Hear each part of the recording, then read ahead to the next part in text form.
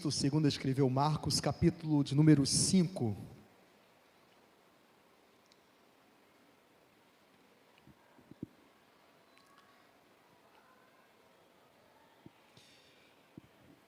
Amém. Glórias ao Senhor. Está escrito assim: e chegaram ao outro lado do mar, a província dos Gadarenos. E saindo ele do barco, lhe saiu logo ao seu encontro dois sepulcros, um homem com espírito imundo, o qual tinha a sua morada nos sepulcros, e nem ainda com cadeias o podia alguém prender, porque tendo sido muitas vezes preso com grilhões e cadeias, as cadeias foram por ele feitas em pedaços, e os grilhões em migalhas, e ninguém o podia amansar. E andava sempre no dia e de noite clamando pelos montes e pelos sepulcros e ferindo-se com pedras. E quando viu Jesus ao longe, correu e adorou. E clamando com grande voz, disse: que tenho eu contigo, Jesus, Filho do Deus Altíssimo? Conjuro-te por Deus que não me atormentes. Porque ele dizia: sai deste homem, espírito imundo. E perguntou-lhe: qual é o teu nome? E ele lhe respondeu, dizendo: Legião é o meu nome, porque somos muitos. Rogava-lhe muito que os não enviasse para fora daquela província. E andava ali pastando no monte uma grande manada de porcos. Todos aqueles demônios lhe rogaram, dizendo: manda-nos para aqueles porcos, para que entremos neles. E Jesus logo o permitiu, e saindo aqueles espíritos imundos, entraram nos porcos. E a manada se precipitou por um despenhadeiro no mar, era quase 2000, e afogaram-se no mar. E os que apacentavam os porcos fugiram, e o anunciaram na cidade e nos campos. E saíram a ver o que era aquilo que tinha acontecido. E foram ter com ele Jesus, e viram o que o endemoniado, o que tivera a legião, assentado, vestido e em perfeito juízo, e temeram. E os que ali tinham visto, contaram-lhes o que acontecera ao endemoniado, e acerca dos porcos, e começaram a rogar-lhe que saísse dos seus territórios, dos seus termos. E entrando ele no barco, rogaram-lhe o que fora endemoniado que o deixasse estar com ele. Jesus, porém, não o permitiu, pois disse-lhe: vai para a tua casa, para os teus, e anuncia-lhe quão grandes coisas o Senhor te fez, e como teve misericórdia de ti. E foi ele e começou a anunciar em Decápolis quão grandes coisas Jesus lhe fizera. Amém? Pode tomar o seu assento. Irmãos, estamos aqui diante de uma história. Nós não sabemos o nome dessa pessoa possessa. Contudo, a história é fundamental para que possamos identificar que Jesus tem uma determinada autoridade. E é justamente esta autoridade do qual o evangelista João Marcos, ele se debruça a escrever. Os capítulos primeiros narram exatamente o diferencial entre ele e os demais religiosos da época. Era que o seu ensino, ele falava e libertava as pessoas com autoridade. Essa não é a primeira vez que Jesus expulsa um demônio. No capítulo 1, verso 21, Jesus já havia expulsado um demônio que estava na sinagoga.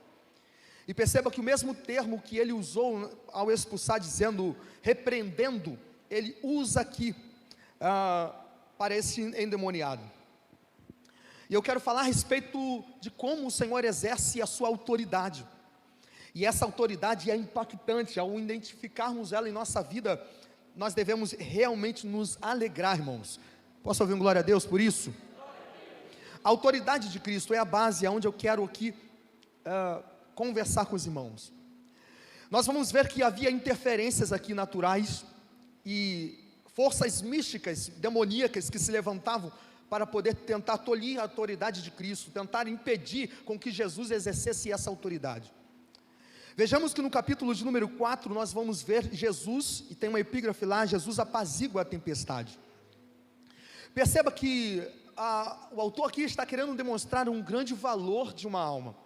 Qual é o valor de uma alma para Cristo? Irmãos, devemos nos perguntar a respeito. Como que Jesus vê o valor de uma alma? O texto narra que Jesus deixa Cafarnaum, que era a sede do seu ministério, e sai ao encontro, sai da Galileia, atravessando o mar da Galileia, ele vai chegar em Decápolis, um lugar que não era da jurisdição dos judeus. Gadara era um território pagão, era um território onde havia um povo mestiço, um povo que adorava vários outros deuses, como Dagon, como Astarode, e até mesmo Roma, até mesmo o imperador era cultuado naquele lugar. Em Gadara jazia grande parte de comunidades que se inclinavam a outros deuses. Gadara era uma das principais cidades dentro de um território, de uma província, que era chamada província de Decápolis, por isso Decápolis, 10 cidades. Em Gadara estava ali grande comissão de soldados romanos. Acreditava-se que em Gadara estava ali residindo cerca de 60 mil soldados, 10 legiões de soldados romanos. Era um lugar que Satanás imperava de tal maneira. Jesus entra naquela região apenas para poder salvar uma alma, só apenas uma alma, irmãos.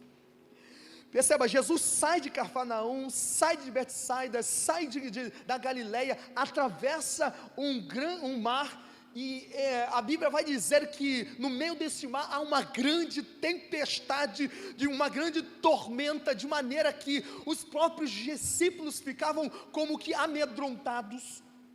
E aí a gente vai ver que Jesus estava dentro do barco, indo em direção a Gadara, mas ele estava ali a dormir. Marcos usa de um ironismo, ao dizer que Jesus estava deitado sob uma almofada. Enquanto os discípulos estavam amedrontados, Jesus estava dormindo. E perceba que a ideia do texto é que não é que Jesus está agindo de forma indiferente, porque no capítulo 4 a gente vai ver uma parábola, a parábola das sementes, em que Jesus estava ensinando os seus discípulos como exercer a sua fé, como colocar esta fé em evidência, como executar esta fé. E no primeiro momento em que os discípulos deveriam colocar em prática, eles não executam esta fé. Perceba que a Bíblia vai dizer que houve um grande vento, e este vento gerava grandes ondas. No capítulo 4, verso 37, levantou-se grande temporal de vento, subiam as ondas por cima do barco, de maneira que já se enchia o barco de águas. Então os discípulos ficaram amedrontados por conta daquela tempestade, e clamavam a Jesus, e chamaram Jesus, e acordaram a Jesus. E a Bíblia vai dizer que Jesus se levantou, se despertando, repreendeu o vento, e disse ao mar: aquieta-te, acalma-te. Perceba que o texto aqui está dizendo, repreendeu. Ele não meramente apaziguou, ele repreendeu. Irmãos, o que se repreende-se porque acredita que há uma natureza oposta. Se Jesus está repreendendo a tempestade, é porque a tempestade não procedia do reino, não procedia de Deus. Vocês concordam com isso? Da mesma forma, e é o mesmo verbo aqui usado no capítulo de número 5, capítulo 5, verso 25, quando Jesus havia repreendido um demônio que estava num homem dentro de uma sinagoga. E é o mesmo verbo que vai ser usado quando Jesus vai repreender o endemoniado de Gadara. Jesus está repreendendo uma tempestade. E aí a gente vai ver que Jesus se depara com uma tempestade que era grande para os discípulos, mas para ele era algo inferior demais, irmãos. Você serve a um Senhor que está acima das dificuldades, acima das tempestades, irmãos. Glórias ao Senhor. Jesus enfrenta 2 tempestades aqui, a gente vai ver isso, para salvar uma vida. Perceba, Jesus, ao chegar em Gadara, fez necessário enfrentar essas tempestades com a finalidade de salvar apenas uma pessoa, querido. Ele repreende para cessar a tempestade, primeiramente. A palavra usada aqui é a mesma, porque ele agora está repreendendo um espírito que está dentro de um homem. Apenas para salvar um homem, ele faz coisas, ele deixa multidões para salvar uma pessoa só. Marcos capítulo 4, verso 37, perceba, diz que a fonte desse vento, como nós lemos, fazia grandes ondas, de maneira que o mar começou a se encher de águas, na tentativa de parar o que iria acontecer lá na frente. Olha, perceba, a tempestade é externa, as pessoas vêm, porém Jesus enfrentaria em Gadara uma tempestade que se daria e que se deu no interior de apenas um homem, e que provavelmente esse principado, esses demônios é que estavam soprando o vento contrário, na tentativa de que não houvesse uma libertação apenas para um homem. Olha o que o texto diz, que em Lucas capítulo 4, 25, essa é a missão de Cristo. A missão de Cristo é libertar as pessoas que estão em prisões. A missão de Cristo é libertar presos. Ele diz: o Espírito do Senhor é sobre mim, porque Ele me ungiu para pregar as boas novas aos pobres, Ele me enviou para proclamar liberdade aos presos, e a recuperação de vista aos cegos, para libertar os oprimidos e proclamar o ano aceitável do Senhor. Essa é a missão de Cristo, é ungir. A missão de Cristo é dar vida aos cegos, é dar vista aos cegos, é recuperar aquilo que havia se perdido. Essa é a missão de Cristo, e Jesus está deixando multidões apenas para salvar uma alma. Perceba bem, irmãos. O capítulo 5 inicia dessa forma: chegando à outra margem do mar, a província dos Gadarenos. O verso 2 diz: e saindo ele do barco, lhe saiu logo ao encontro dos sepulcros um homem com um espírito imundo. Perceba que rapidamente o texto cuida de nos informar a situação que estava vivendo aquele homem, porque aquele homem estava possesso por vários demônios, e ele estava vivendo algo que era tão crítico em sua vida, de maneira que veremos futuramente que até mesmo seus familiares, os seus vizinhos, não conseguiam retê-lo. Há alguns pontos aqui importantes para destacarmos dentro do texto. Diz que o homem estava morando, primeiramente, o homem estava morando em sepulcros. Irmãos, cemitério é lugar de alguém morar, lugar de morte, irmãos, lugar de desprezo, lugar onde se enterra coisas. Perceba, o que esse homem está vivendo é algo que praticamente ele está dizendo: eu já sou morto, eu já estou vivendo uma morte. Ele está vivendo nos sepulcros e no cemitério. A primeira coisa a atentarmos aqui para este texto é que as moradas desse homem eram justamente em catatumbas, em lugares de morte. Em segundo lugar, diz aqui que o povo não podia prendê-lo. Diz que o povo não podia prender, de maneira que as pessoas tentaram até mesmo ajudar, até mesmo de alguma forma intervir na situação que ele estava vivendo. Por quê? Porque ele mesmo, tendo demônio, a Bíblia fala que ele estava tão atormentado que as pessoas não conseguiam. Ele tinha uma força descomunal, de maneira que eles quebrava de tal maneira até mesmo os grilhões e as cadeias. Os grilhões e as cadeias eram por eles migalhadas, devido à força que o próprio espírito maligno dava àquele homem. Olha isso. Isso está no verso 3 e 4. O qual tinha as suas moradas nos sepulcros. E perceba, e nem ainda com cadeias o podia alguém prender, porque tendo sido muitas vezes presos com grilhões e com cadeias, as cadeias foram por eles feitas em pedaços, e os grilhões em migalhas, e ninguém o podia amansar. Então a situação dele aqui era que ele tinha uma força maligna operante na vida dele, de maneira que ele fazia com que as pessoas não estivessem mais do lado dele. Ele era atormentado de tal maneira que as pessoas não podiam ajudá-lo. Em terceiro lugar, diz que o termo aqui usado é amansar. Perceba no verso número 4, diz assim: porque as migalhas, fazia em migalhas os aguilhões, e ninguém o podia amansar. O que é amansar, irmãos? Esse termo a gente usa naturalmente, é usado para dominar um animal selvagem, aquele que é indomável.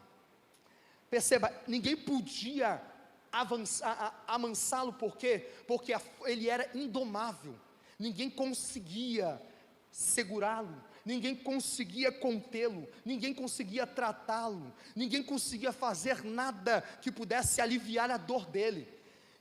O autor sagrado é magnífico, porque ele coloca diante daquele homem alguém que tem autoridade para mudar a história dele. Ele coloca Jesus adiante daquele homem. Jesus vai adiante de alguém que é indomável, alguém que é incapaz de ser amansado. Perceba o poder do Deus que você serve, porque esse Deus, Ele é capaz de fazer coisas magníficas, coisas que realmente é impossível para os homens, mas é possível para Ele, aleluias. Talvez você esteja vivendo hoje uma situação em que você diz, é impossível, mas para o teu Deus que você serve, é possível, irmãos. Jesus é o Deus do impossível, que chega ali naquele momento para domar aquilo que é indomável. E o texto vai muito mais além. Perceba que ele era indomável, ele era alguém que ninguém podia segurá-lo. Mas em quinto lugar, o demônio levava ele ao isolamento. Irmãos, haja visto que ele morava num lugar em que ninguém moraria. Ele morava num cemitério, ele morava entre os sepulcros. Ele naturalmente é usado, esse homem, ele está privado de relacionamentos, como que relacionamentos saudáveis. Ele está isolado, e perceba que essa é uma das armas de Satanás, que ele usa para destruir alguém. O isolamento, quando você vê alguém se isolando, quando você vê alguém que não quer viver no convívio, isso é um sintoma de que aquela pessoa está vivendo uma enfermidade e que precisa de uma intervenção divina. Esse homem não conseguia ter bons relacionamentos, porque havia um espírito maligno regendo a sua vida, de maneira que ele ficava privado dos relacionamentos e morava em lugares de morte. Irmãos, esse texto é algo bem relevante para os dias de hoje, porque pode ser que você esteja se isolando, e esse isolamento não pertence a Deus. Esse isolamento pode ser que esteja vindo de Satanás para te ferir, ou para te colocar distante do corpo de Cristo, porque nós acreditamos que a comunhão restaura, a comunhão fortalece, a comunhão traz vida, a comunhão é saudável, a comunhão, irmãos, atinge níveis de maneira que nós podemos ser até mesmo transformados apenas no relacionamento, estar junto em relacionamento com os nossos irmãos. Então, aqui a gente aprende uma lição. Satanás quer que você se isole, porque você se isolando, você se torna uma pessoa extremamente ferida, magoada, depressiva. Não é isso? As pessoas que estão acometidas pela depressão, o que ela tende a fazer é se fechar no quarto, se isolar e sair do convívio social. Agora, aqui, o texto está dizendo que Satanás fazia isso nele, de maneira que ele saía do convívio, ele estava isolado, ele não tinha bons relacionamentos. Em quinto lugar aqui, a gente vai ver no verso número 5, verso 5 vai dizer, e andava sempre de dia e de noite. Esse verso, a gente para aqui, andava sempre de dia e de noite. O que isso denota para nós? Traz alusão de que ele não tinha descanso, andava de dia e de noite. Ele não somente se isolava, como também andava de dia e de noite. Ele não tinha descanso, andava sempre de dia e de noite, clamando entre os montes no meio do sepulcro. Perceba, não tinha descanso. A sexta coisa aqui que a gente vê, que acontece com esse homem, é que ele se feria. Isso está no verso número 5. Diz lá, clamando pelos montes e pelos sepulcros, ferindo-se com pedras. Irmãos, isso aqui, para as doenças hoje psicossomáticas, né, faz com que as pessoas se firam. Mas irmãos, eu quero te dizer que Deus não nos chamou para a enfermidade. Deus te chamou para viver uma vida saudável, curado em Cristo Jesus. Deus não te chamou para se tornar uma pessoa depressiva. Eu não estou te dizendo aqui que a depressão tem origem em Satanás. Contudo, a gente sabe que a depressão faz o objetivo de Satanás dentro da vida de um homem. Perceba isso, que o isolamento não procede de Deus, vem de Satanás. A questão de se ferir, um endemoniado está fazendo isso, está se ferindo, se machucando. Perceba, ele não tem isso, traz a ideia, a alusão, a falta de amor próprio. Ele não consegue olhar para si e identificar que ele é criatura de Deus. E talvez, irmãos, essa pregação esteja bem indo de encontro ao que você está vivendo. Porque ao olhar no espelho, você não consegue sentir o contentamento, o prazer de ver que você é filho de Deus. E você é filho de Deus por adoção. Deus te chamou para viver uma filiação nele, de maneira que ele liberou toda a sorte de bênçãos espirituais nas regiões celestiais em Cristo Jesus. Esse homem, ele se machucava, se feria com pedras. A ação de Satanás naquele homem era de que para que ele perdesse o amor próprio, para que ele perdesse a questão da autopreservação. Não é isso que acontece quando uma pessoa está mergulhada numa vida de pecado. Ela consegue se relacionar, um homem, uma mulher, consegue se relacionar com vários homens, com várias mulheres, e acaba perdendo apreço pela sua própria vida, de maneira que tanto faz, tanto fez, contanto que eu viva o prazer que eu não tenho quando eu estou sozinho. É esse o pensamento lá fora.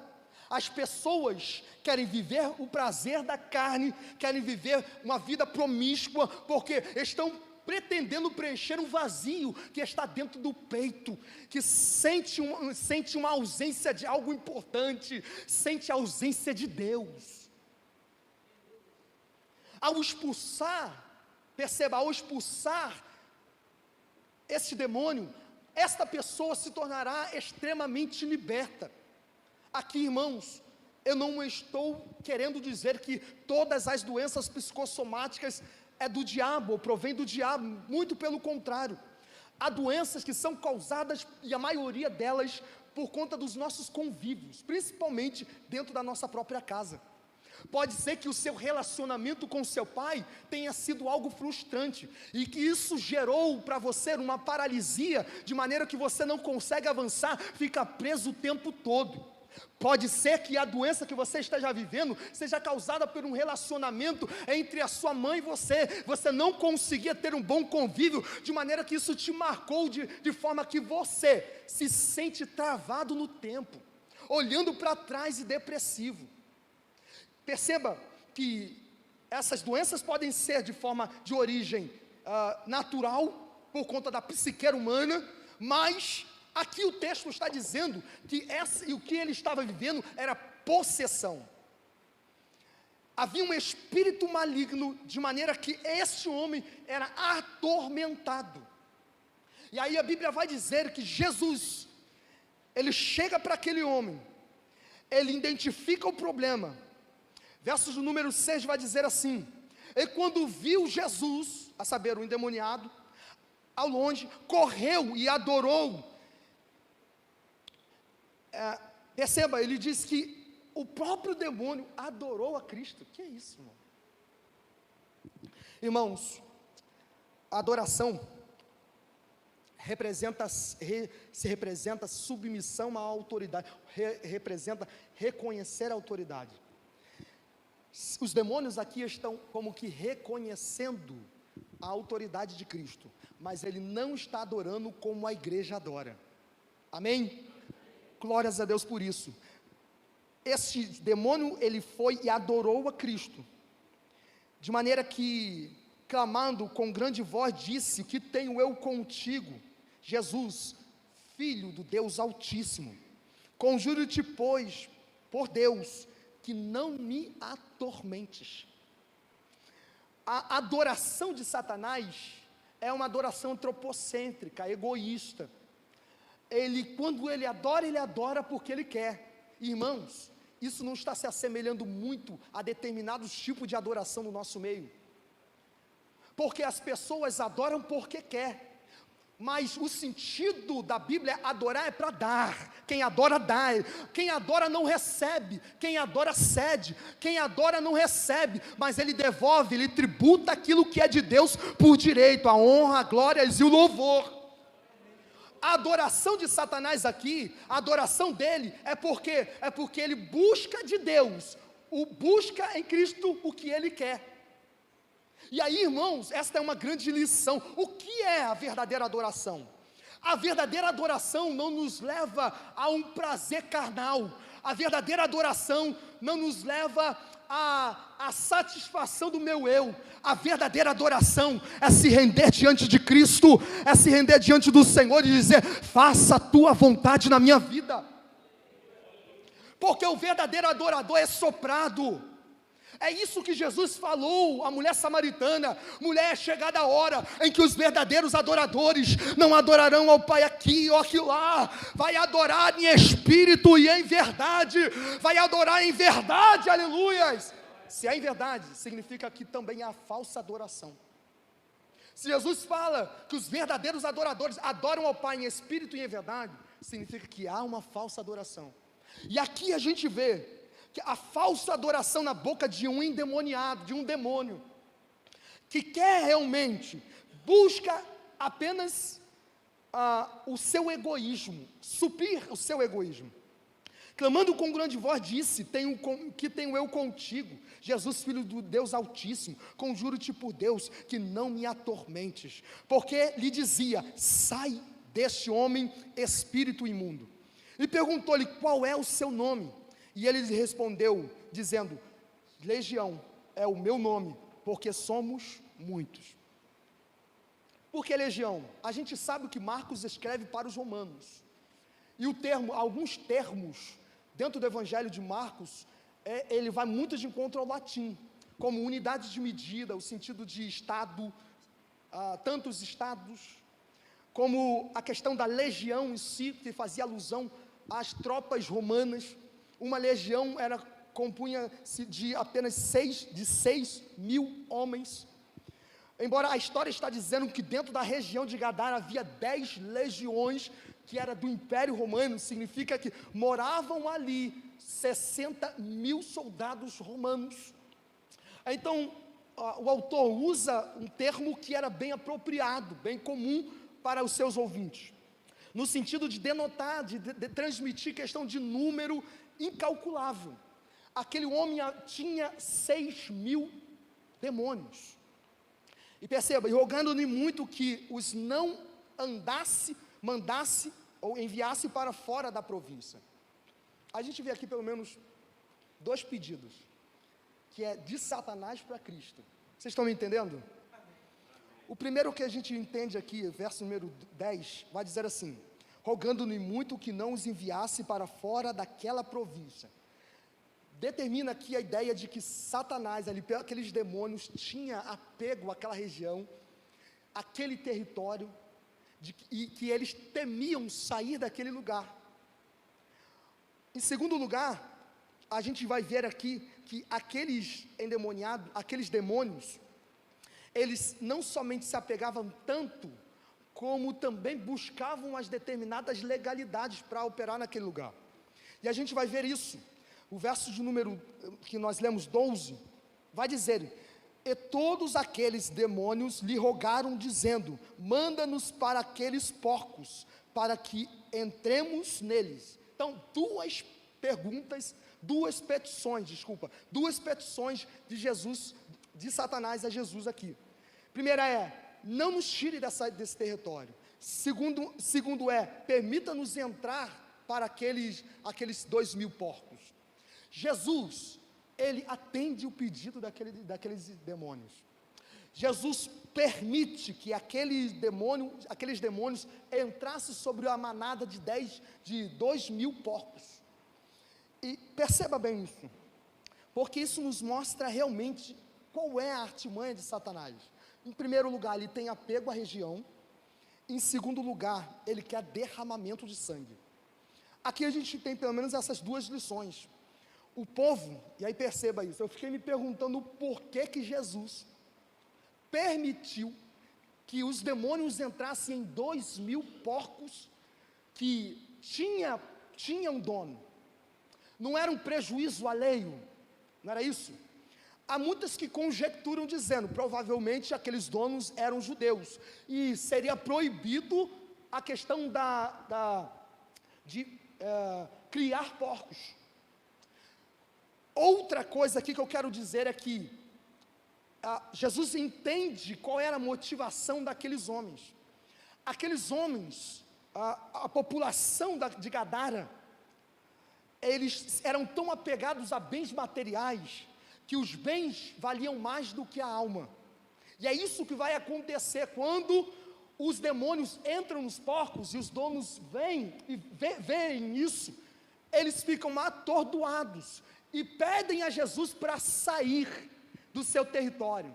Perceba, eles nem notaram a libertação daquele homem que estava como que atormentado por muitos demônios. Eles não se importaram com a alma, eles estavam apenas se importando com o patrimônio deles. E aí a gente sabe muito bem que todo mundo jaz no maligno. Quando Jesus permite que aqueles demônios entram na manada de porcos, o que ele está fazendo, irmãos, é apenas tirar a mão dele. O que ele está fazendo, irmãos, é apenas tirando a limitação que ele antes dava. E perceba que, vindo a autorização de Jesus, os demônios entraram na manada de porcos de maneira que todos os porcos caíram num despinhadeiro e todos morreram afogados. Irmãos, aqui qual é a lição?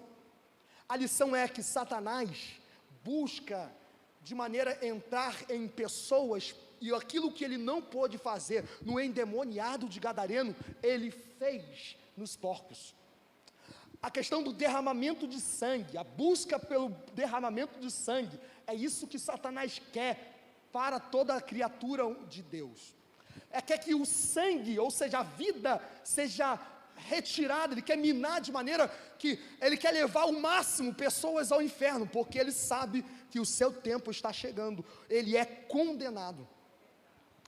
A Bíblia vai dizer que o inferno foi preparado para o diabo e os seus anjos, mas as pessoas que estão indo ao inferno, não é prazer, o amor de Deus, não é a vontade de Deus, mas sim, porque essas pessoas se afiliaram a Satanás. E pode parecer duro pregar a respeito de inferno, mas quem mais pregou a respeito de inferno foi Jesus. Quando dizia que todos aqueles que rejeitam o Evangelho ficarão de fora, e haverá ranger de dentes, choro e ranger de dente, serão lançados na treva exterior, e provarão de uma morte e uma total separação diante do Pai. Percebam que Jesus quer nos libertar de toda a ação de Satanás. Quando falamos de demônios, quando falamos no altar de libertação, não é para te amedrontar. O mundo espiritual existe, quer você aceite ou não. A Bíblia diz que ao nosso derredor, Satanás está como um leão, buscando, rugindo, buscando aquele a quem ele quer tragar. O tempo todo você está sendo bombardeado na escola, na faculdade, dentro do seu trabalho, o tempo todo você está sendo perseguido. Você precisa se revoltar, se despertar e dizer: não, a minha vida pertence a Cristo. Nós não batalhamos com a carne, com o sangue, mas toda a nossa batalha tem que ser dada por meio dos instrumentos que o próprio Senhor nos dá, as ferramentas dos quais o Senhor mesmo nos proporciona, porque a nossa luta não é contra a carne, não é contra o sangue, mas sim contra principados e potestades. A tua luta não é contra o teu vizinho, não é contra aquele que está te caluniando, a tua luta não é contra aquele que te persegue, a tua luta não é contra os seus familiares, a tua luta é contra principados e potestades, que operam nessa região, de maneira que ela vem tentando governar a sua casa, a sua família. E aí eu te pergunto, até quando você permanecerá como que inércio, desprovido de conhecimento? Até quando você ficará como que negligenciando a situação que você está vivendo? Pode ser que você não esteja ainda vivendo coisas melhores, porque é uma intervenção de Satanás dentro da tua casa, mas você mesmo precisa se inconformar, se colocar de pé e dizer: a minha vida pertence ao Senhor, a minha família pertence ao Senhor, o meu casamento pertence ao Senhor, os meus filhos pertencem ao Senhor, a minha casa pertence ao Senhor. Qual é a promessa de Cristo para a sua igreja? As portas do inferno não prevalecerão contra a minha igreja, diz o Senhor. As portas do inferno não vão prevalecer contra a tua casa, contra a tua vida, contra o seu casamento, contra a sua história. Jesus, percebe? Ele até mesmo atende o pedido dos próprios demônios, para, de uma forma ilustrativa, nos mostrar qual é o desejo de Satanás em relação a vidas. Assim como houve derramamento de sangue, 2.000 porcos caíram no despinhadeiro e morreram, assim Satanás deseja fazer com cada um de nós. Isso é verdade. Agora a gente volta para o homem. Ao ser liberto, a gente vai ver aqui alguns pontos dos quais precisamos abordar para que possamos entender quando alguém é liberto, o que ele prova com Deus. O verso de número 15 vai dizer que Jesus havia expulsado os demônios daquele homem, atormentado, aquele homem que era feroz, aquele homem que ninguém podia segurar.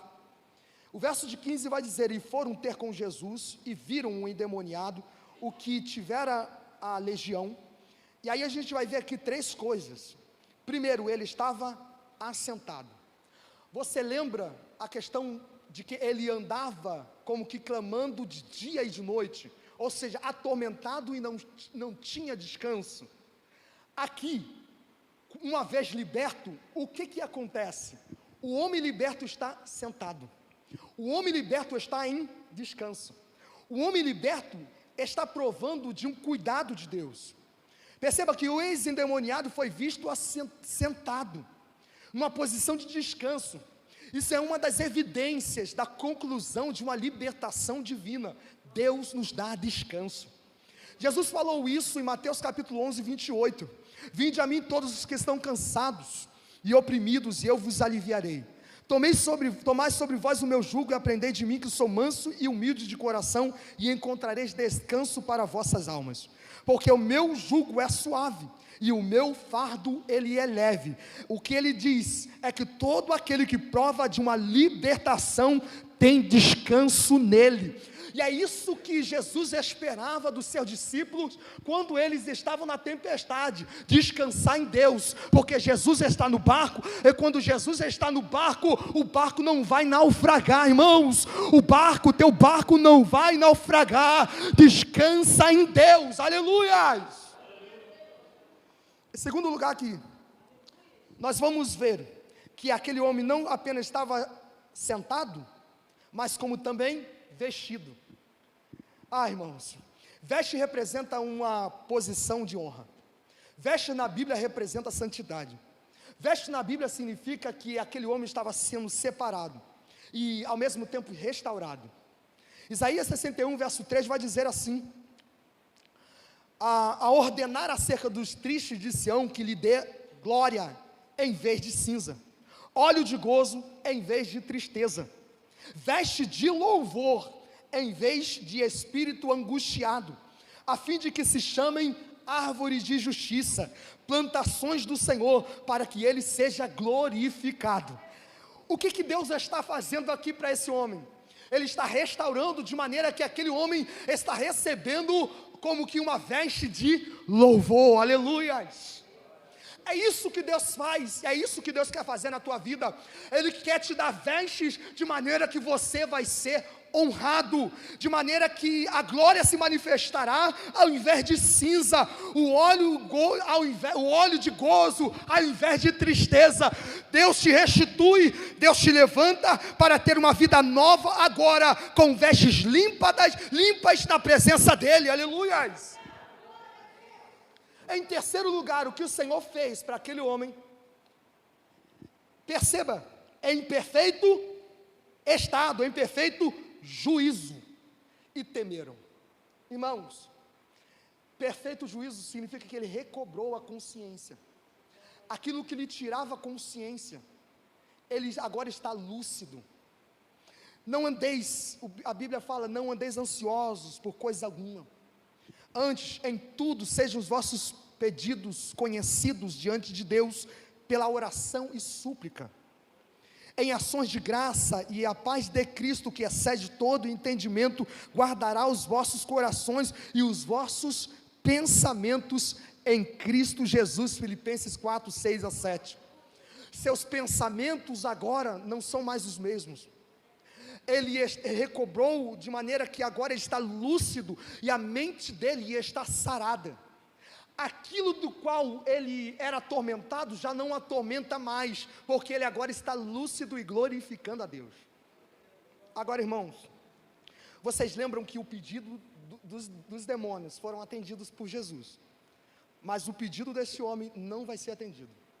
A Bíblia vai dizer que aquele homem, ao ser liberto, ele pede a Jesus para que tomasse ele e também levasse ele junto com a comitiva, de maneira que ele deveria sair, ele queria sair de Gadara. É a mesma coisa que é um grito do endemoniado dizendo: tira-me daqui. E aí perceba, Jesus não tirou Jesus não tirou o demoniado de Gadara. Jesus permite o ex-endemoniado permanecer em Gadara, dizendo: agora vai para sua casa e conte todas as maravilhas que você provou. O que isso quer dizer, irmãos? Jesus aqui, isso aqui parece que é algo cômico, controverso, uma ironia. Jesus está atendendo pedidos de demônios, mas não está atendendo um pedido de alguém restaurado. Alguém que agora está restaurado, Jesus fala: agora não, você não vai, você vai me seguir dentro da sua casa. É dentro da tua casa, contando as maravilhas, que eu vou fazer um milagre. É dentro da tua casa, irmãos. O que é casa, irmãos? Casa é lugar de aconchego. Casa é lugar onde as nossas emoções são desenvolvidas. Casa é lugar onde as nossas personalidades são construídas. Casa é lugar de formação. Casa é lugar onde também tem que ser restaurado. Jesus está dizendo: volte para a sua casa. Você foi restaurado, mas você precisa solucionar aquilo que está dentro da sua casa. Você precisa ganhar os seus, aleluias. A multidão temeu a respeito do milagre e a respeito dos demônios que estavam sendo expelidos, e estavam rejeitando Jesus, dizendo: saia do nosso território. Mas agora Jesus está levantando um missionário, e esse missionário que vai pregar em toda Decápolis, de maneira que todas as pessoas ficarão admirados por aquilo que ele vai anunciar. Perceba que tem determinados nãos de Deus na tua vida, que é com o propósito de glorificar o nome dEle. Perceba que, irmãos, aquele homem, seria louvável ele seguir a Cristo, seria louvável ele tomar Jesus, e assim como os discípulos, se tornar um dos 12, provavelmente se tornaria o substituto de Judas Iscariote, sei lá. Mas Jesus não permitiu. Jesus fala: você vai ficar aqui, e isso basta. Senhor, mas aqui só tem demoniado. Senhor, mas eu estava aqui como que possesso, e as pessoas, elas não me queriam bem. Senhor, elas preferiram 2.000 porcos, Elas preferiram, elas tiveram como valor, com mais valor, os porcos do que a minha vida. Ele, não, fica aqui, porque estando aqui eu vou te usar para alcançar a tua casa. É isso que Deus faz, irmãos.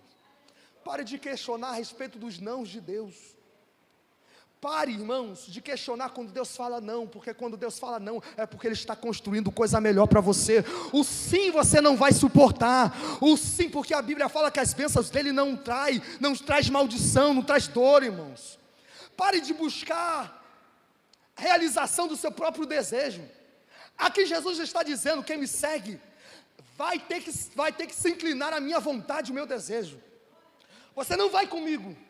Você vai voltar para a tua casa e você vai contar todas as maravilhas que eu te fiz, que o Senhor te fez, aleluias. Irmãos, eu fecho dizendo, recentemente,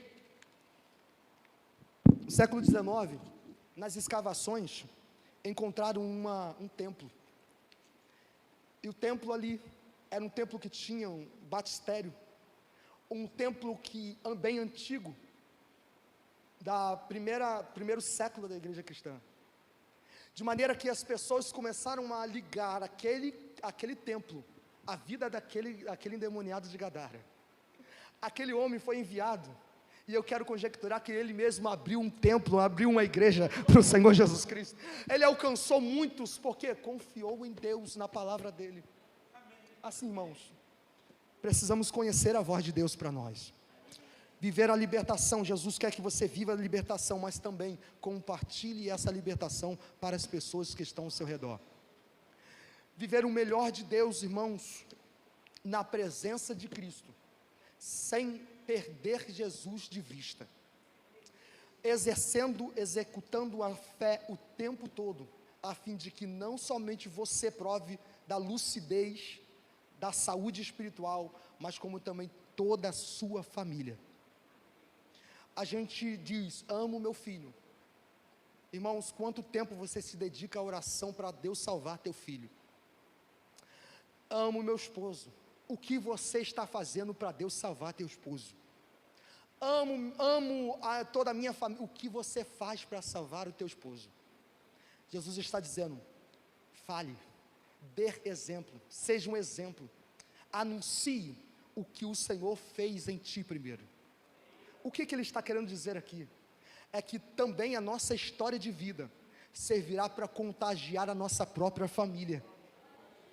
E para contagiar a sua própria família, você sim vai ter que ter uma experiência particular com Ele. Para contagiar a sua família, as pessoas vão dizer, era assim, agora não. Agora eu estou vendo algo celestial nele. Ele agia na briga, ela gritava o tempo todo, mas agora não. Agora ela consegue manter-se sóbria. Agora ela consegue com a palavra branda acalmar o furor. Agora consegue com o seu próprio testemunho, a sua própria vida. Paulo fala isso, nós somos como cartas vivas na mão de Deus. De maneira que há em nós uma mensagem que é impactante, e essa mensagem de Cristo que está na tua vida, vai impactar a sua casa, vai impactar a sua família, de maneira que você, assim como aquele carcereiro, vai servir ao Senhor, você e a sua casa, aleluias. Se coloca de pé.